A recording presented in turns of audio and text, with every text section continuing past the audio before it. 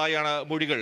പലതരത്തിലുള്ള വിട്ടുവീഴ്ചയ്ക്ക് നടിമാർ ഫിജി ഉൾപ്പെടെ. എന്തായാലും തിരിച്ചെത്താം. ഇപ്പോൾ ചലച്ചിത്ര പ്രവർത്തക മാലാ പാർവതി ടെലിഫോൺ ലൈനിൽ ചേരുന്നുണ്ട്. ശ്രീമതി മാലാ പാർവതി, ഞെട്ടിക്കുന്ന വെളിപ്പെടുത്തലുകളാണ് ഇപ്പോൾ പുറത്തു വന്നിരിക്കുന്നത്. സിനിമാ രംഗത്തെ വില്ലന്മാർ അത് നായകന്മാർ തന്നെ വില്ലന്മാരാകുന്ന കാഴ്ചയാണ് നമുക്ക് ഇപ്പോൾ ഹേമ കമ്മിറ്റി റിപ്പോർട്ടിലെ വിവരങ്ങൾ ഓരോന്നായി പുറത്തു വരുമ്പോൾ വ്യക്തമാക്കുന്നത്. റിപ്പോർട്ടിലെ വിവരങ്ങളോട് എങ്ങനെയാണ് താങ്കളുടെ ആ ഒരു ആദ്യ പ്രതികരണം? സന്തോഷമുണ്ട്. കാരണം ഏറെ വർഷമായിട്ടുള്ള സ്ത്രീകളുടെ ആവശ്യമായിരുന്നു.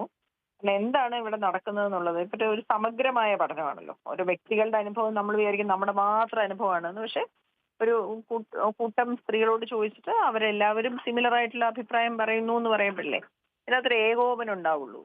സിനിമയിലിപ്പോ അങ്ങോട്ടും ഇങ്ങോട്ടും സുഹൃത്തുക്കളൊന്നും അല്ല സിനിമയിൽ ജോലി ചെയ്യുന്നു. ഒരു സെറ്റിൽ വരുന്നു, ജോലി ചെയ്യുന്നു, പോകുന്നു. അവര് മേ ബി ഈ സിനിമയിൽ വർക്ക് ചെയ്യുന്നു എന്ന് പറഞ്ഞ ഒരു അംബ്രല്ലയുടെ കീഴിലാണെന്നല്ലാതെ അടുത്ത സൗഹൃദമൊന്നും പുലർത്തുന്നില്ല. അതുകൊണ്ട് നമുക്ക് നമ്മുടെ വ്യക്തിപരമായ അനുഭവം നമ്മുടെ മാത്രം പ്രശ്നമാണെന്നാണ് നമുക്ക് പലപ്പോഴും തോന്നുക.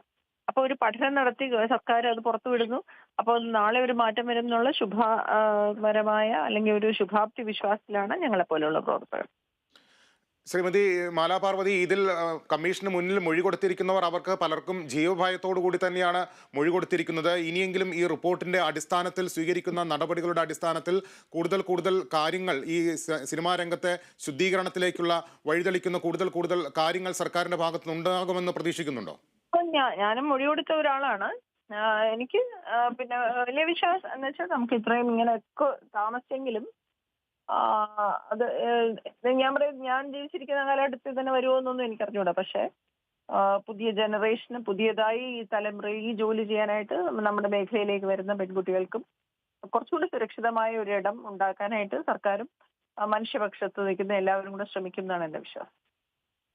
അതായത് ഈ വളരെ ഞെട്ടിക്കുന്ന കാര്യങ്ങൾ, അതായത് വഴങ്ങിയില്ലെങ്കിൽ ഇവരെ അവസരം കൊടുക്കാതെ മാറ്റി നിർത്തുന്നു, അത്തരം കാര്യങ്ങളൊക്കെ വരുമ്പോൾ സിനിമാ മേഖലയിൽ അടക്കം പറച്ചിലുകളെല്ലാം തന്നെ പുറത്തേക്ക് ഒരു കമ്മിറ്റിയുടെ റിപ്പോർട്ടായിട്ട് വരികയാണ്. വളരെ ഗൗരവത്തോട് തന്നെ ഈ കാര്യങ്ങളെ സമീപിക്കാൻ സിനിമാ രംഗത്തെ സംഘടനകൾക്കെങ്കിലും ഇനി കഴിയുമോ?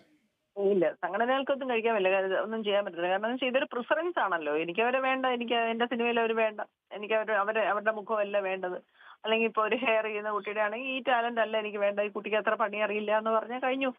അപ്പൊ അത് നിങ്ങള് ചാനലിനൊക്കെ ഉള്ള നിലയ്ക്ക് ഒരു അന്വേഷണം നടത്തേണ്ടത് ഒരു പരാതി കൊടുത്തതിന് ശേഷം പിന്നെ ആ കുട്ടിക്ക് എത്ര അവസരം ലഭിക്കുന്നുണ്ട് എന്നുള്ളതാണ് ഓരോ മേഖലയിലും. അപ്പൊ നിങ്ങൾക്ക് മനസ്സിലാവും.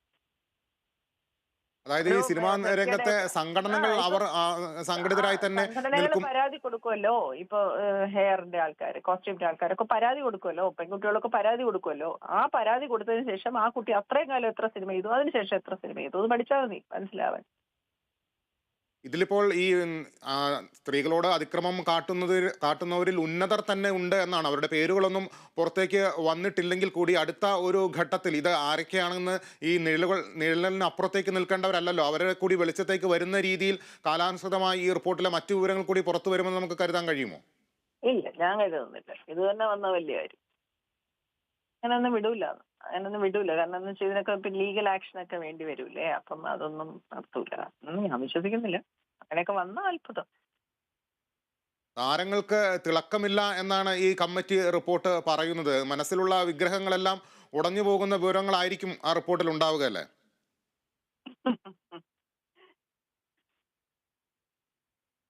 നടി മാലാ പാർവതിയാണ് പ്രതികരിച്ചത്. ഈ റിപ്പോർട്ടിന്റെ അടിസ്ഥാനത്തിൽ ഇനി എന്തൊക്കെ തുടർ നടപടികൾ ഈ സിനിമാ രംഗത്ത് ഉണ്ടാകും എന്നുള്ളതാണ്, സർക്കാർ എന്തൊക്കെ നടപടികൾ സ്വീകരിക്കുമെന്നുള്ളതാണ് നമുക്ക് കാത്തിരുന്ന് കാണേണ്ടത്. അത്തരത്തിലുള്ള നിരവധി ശുപാർശകളും ഹേമ കമ്മിറ്റി സർക്കാരിന് സമർപ്പിച്ചിട്ടുണ്ട് എന്നാണ് മനസ്സിലാക്കാൻ കഴിയുന്നത്. ഫിജി,